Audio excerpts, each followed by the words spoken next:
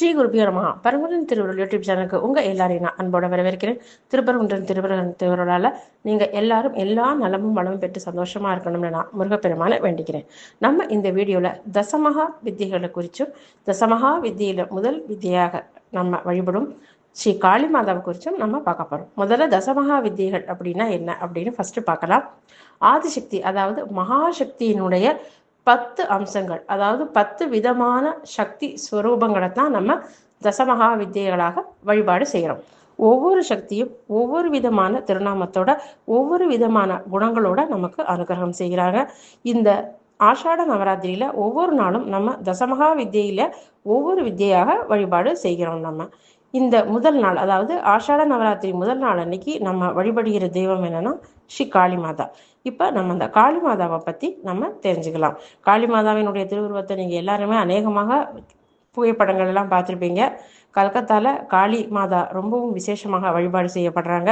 பவதாரிணி அப்படின்னு காளி மாதாவுக்கு அங்கே பேரு. காளி மாதாவினுடைய உபாசகர்கள்ல தலை சிறந்தவர் அப்படின்னு நம்ம கருதப்படுறது ஸ்ரீ ராமகிருஷ்ண பரமஹம்சர். இதெல்லாம் உங்களுக்கு ஏற்கனவே தெரிஞ்சிருக்கும்.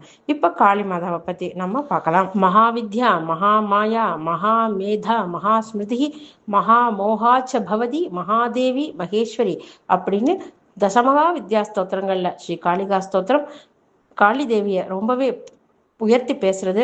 காளி தேவியுடைய பிரபாவத்தை குறிக்கிற ஸ்தோத்திரங்கள்ல ரொம்ப முக்கியமான ஸ்தோத்திரத்துல ஒண்ணுதான் இந்த தசமகா வித்யை ஸ்தோத்திரங்கள்ல இருக்கிற ஸ்ரீ காளிகா ஸ்தோத்திரம். அம்பாள் சிருஷ்டி ஸ்திதி சம்ஹாரம், இந்த மூணுலையும் சிருஷ்டிக்கும் சம்ஹாரத்துக்கும் காரணமாக விளங்குகிறாள். ஸ்ரீ காளி தேவி கருப்பாக இருக்கிறதுனால மட்டுமே காளி அப்படின்னு சொல்றது இல்லை, கால ரூபமாகவும் அம்பாளே இருக்கா. அதனாலதான் அம்பாவுக்கு காளி தேவி அப்படிங்கிற ஒரு திருநாமம். இந்த காலம், அதாவது டைம் அப்படின்னு சொல்றோம் இல்லையா, இந்த டைமை யாரெல்லாம் மதிச்சு நடக்கிறாங்களோ, அதாவது டயத்தை வேஸ்ட் பண்ணாம வெட்டித்தனமா பொழுத கழிக்காம உபயோகமான காரியங்கள்ல, ரொம்பவே நல்ல காரியங்கள்ல இதை செலவழிக்கிறவங்க யாரா இருந்தாலும் அவங்க ஸ்ரீ காளி தேவியினுடைய அனுகிரகத்துக்கு உடனடியாக பாத்திரமாவார்கள்.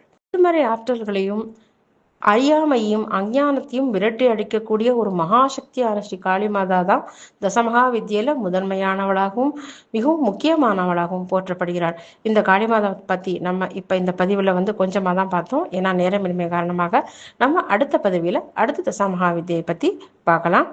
இந்த வீடியோவை பார்த்த உங்க எல்லாருக்கும் என்னுடைய மனமார்ந்த நன்றி. நம்ம மீண்டும் அடுத்த வீடியோல விரைவிலேயே சந்திக்கலாம். உங்களுக்கு இந்த வீடியோ பிடிச்சிருந்தா இந்த சேனலை லைக் பண்ணுங்க, ஷேர் பண்ணுங்க, சப்ஸ்கிரைப் பண்ணுங்க.